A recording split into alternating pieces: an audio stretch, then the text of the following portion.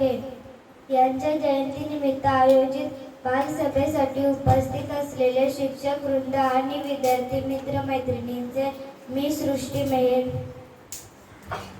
व मी यज्ञा मांजरे सहर्ष स्वागत करीत आहे. सुस्वागतम सुस्वागतम सुस्वागतम.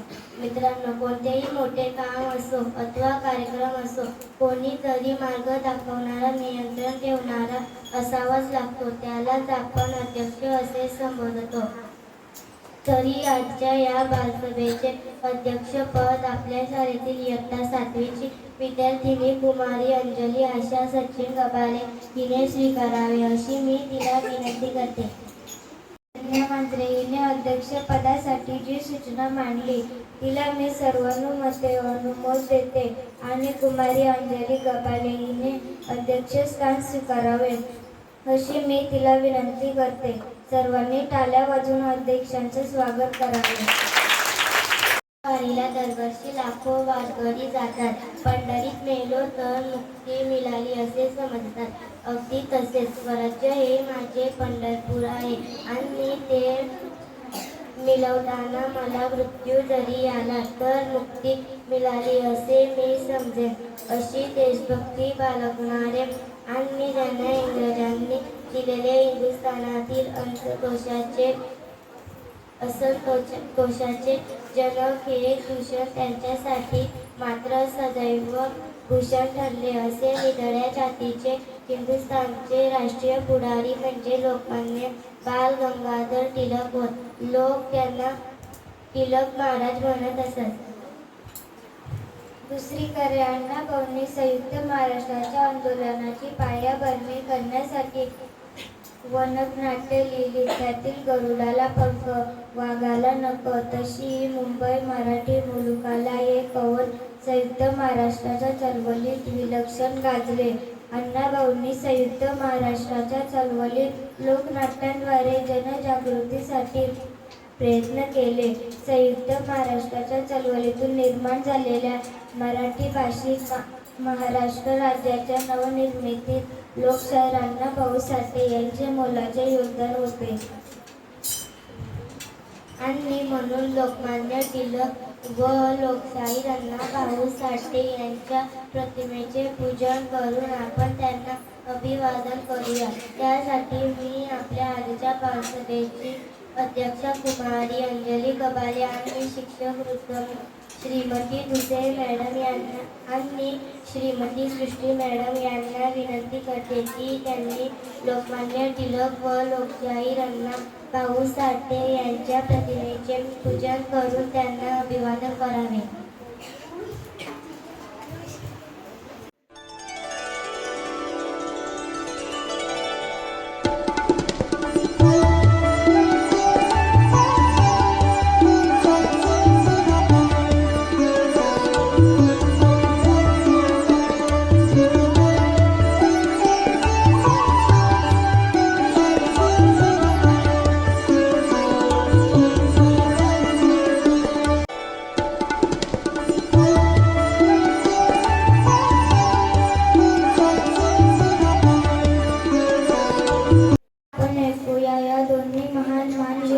जीवनगाथा आपल्या शाळेतील विद्यार्थ्यांकडून जीवनगाथेची सुरुवात करीत आहे. इयत्ता 7वीची विद्यार्थिनी कुमारी कृतिका मनीषा विनोद दळवी.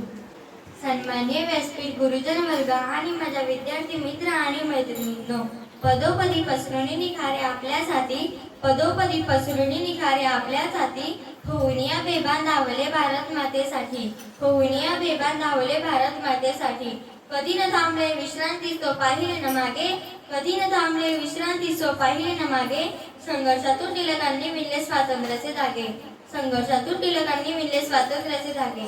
आभाळ जरी कोसळले तरी मी त्याच्या छातीवर पाय रोखून उभा राहीन असे ठणकावून सांगणारे, तसेच स्वराज्य हा माझा जन्मसिद्ध हक्क आहे आणि तो मी मिळवणारच अशी सिंह गर्जना करणारे दुर्दम्य पुरुष म्हणजे लोकमान्य बाळ गंगाधर टिळक होत. टिळकांचा जन्म 23 जुलै 1856 रोजी महाराष्ट्रातील रत्नागिरी जिल्ह्यातील चिखलगाव येथे झाला.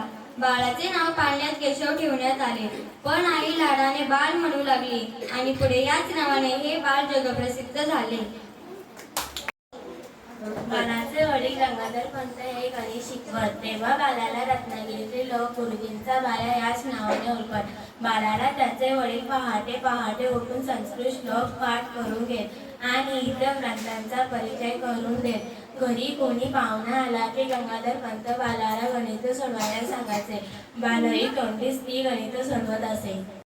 टिळक हे लहानपणापासूनच अत्यंत हुशार होते.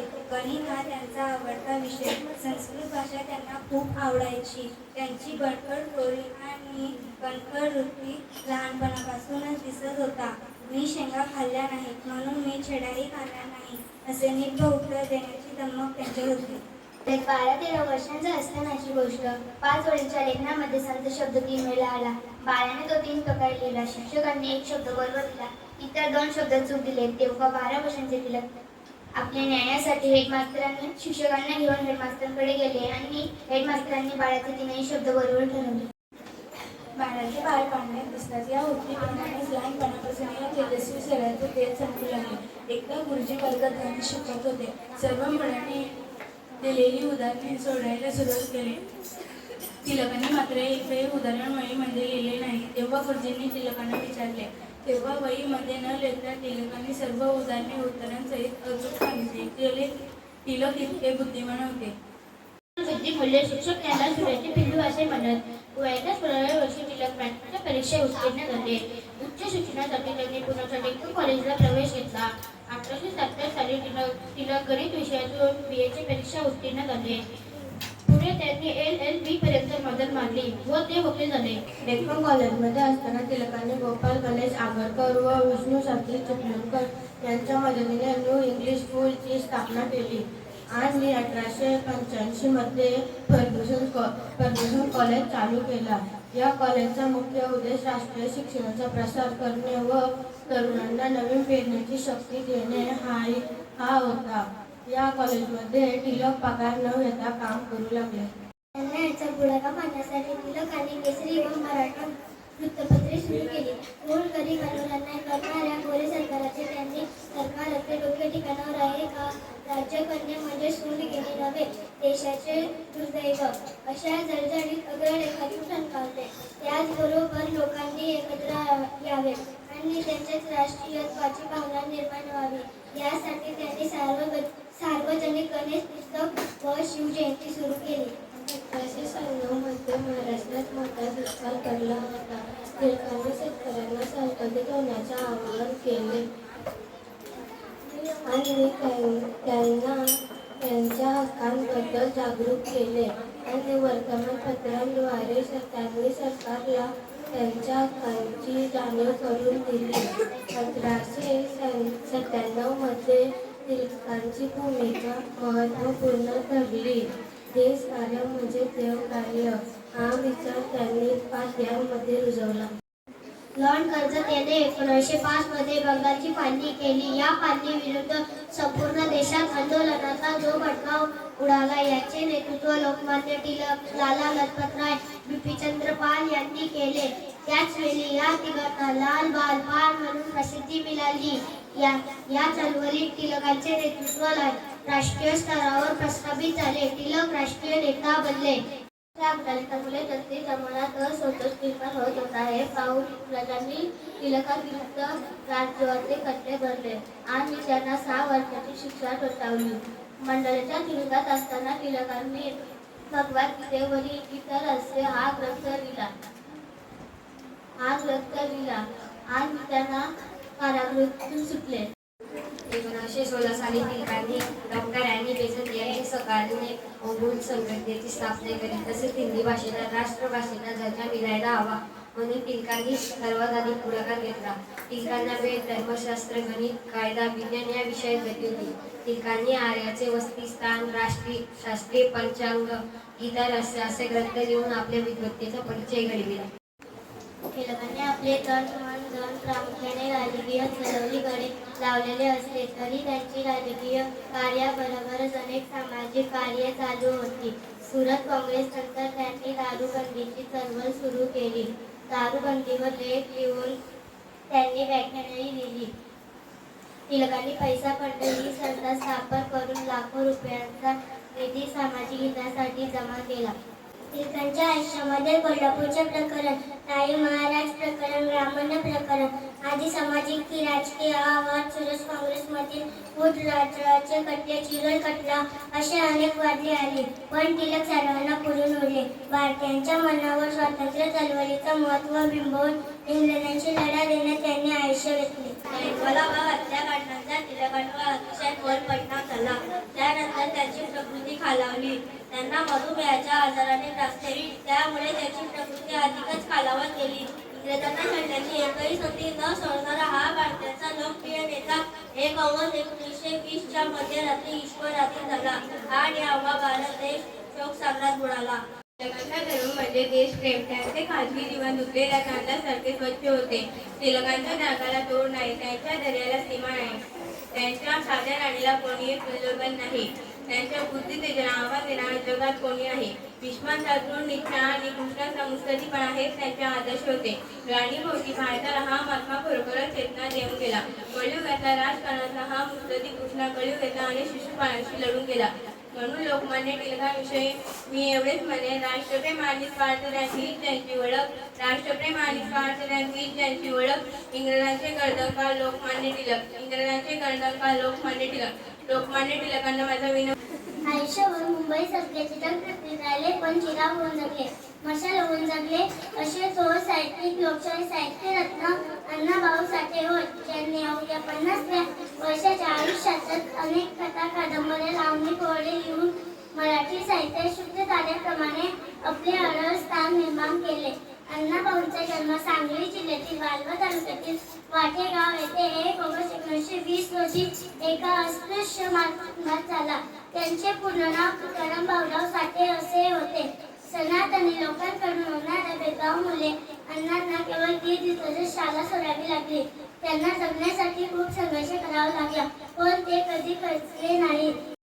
अण्णाभाऊंची लेखी म्हणजे जाणीव. ज्या वेळी त्यांच्या हाती पेन आला, तो एक तलवार होऊन.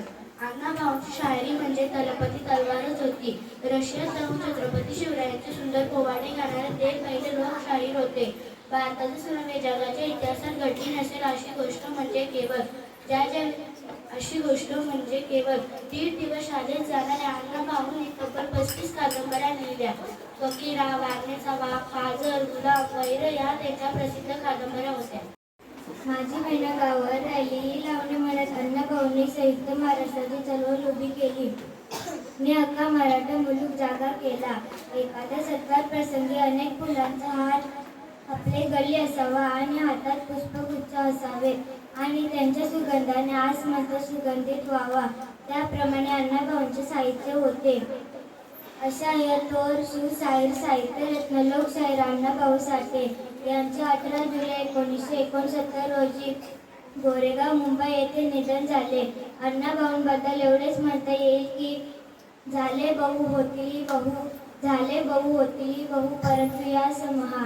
अण्णाभाऊंना माझे विनम्र अभिवादन. जय हिंद. आता मी आपल्या कार्यक्रमाची अध्यक्ष कुमारी अंजली गबाळे हिला विनंती करते की तिने आपले अध्यक्षीय भाषण सादर करावे. जन्मसिद्ध हक्क आहे आणि तो मी मिळवणारच अशी शिवगर्जना करून संपूर्ण देशात स्वातंत्र्याची ज्योत पेटवणारे लोकमान्य बाळ गंगाधर टिळक आणि तसेच दुसरीकडे आपल्या सोसायटीच्या वंचितांच्या वेदना दुसऱ्यांना कळवून देणारे अण्णाभाऊ साठे असे हे होते. लोकमान्य टिळकांनी गीता हास्य ग्रंथाच्या माध्यमातून कर्मयोगाचा संदेश लोकांना दाखवला. तसेच दुसरीकडे लोकमान्य टिळकांनी आपल्या लेखणीने तळागाळातील लोकांमध्ये क्रांतीची मशाल पेटवली. आजच्या या दिवशी यांचे विचार आपल्या भाषणापुरते मर्यादित न ठेवता आपल्या दैनंदिन आचरणात आणणे हीच त्यांना खरी श्रद्धांजली ठरेल. आजचा हा कार्यक्रम मला खूपच आवडला आणि यासाठी तुम्ही सर्व येथे उपस्थित राहिलात त्यासाठी मी तुमचे खूप खूप धन्यवाद मानते आणि हे अध्यक्षीय स्थान दिल्याबद्दल मी तुमचे आभार मानते. मित्रांनो, अशा प्रकारे अध्यक्षांचे भाषण झालेले आहे. यानंतर आजच्या बालसभेसाठी ज्यांनी योगदान दिले त्यांच्यासाठी आभार प्रदर्शन केले जात आहे. आजच्या बालसभेसाठी इयत्ता 7वीची विद्यार्थिनी कुमारी अंजली आशा सचिन गबाले हिने अध्यक्षस्थान स्वीकारले, त्याबद्दल मी तिचे आभार मानते.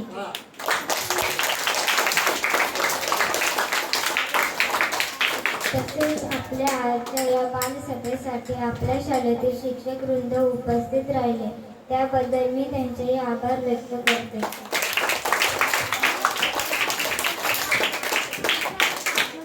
त्याचबरोबर आजच्या या बालसभेमध्ये ज्यांनी भाषणे सादर केली त्या विद्यार्थ्यांचेही मी आभार व्यक्त करते.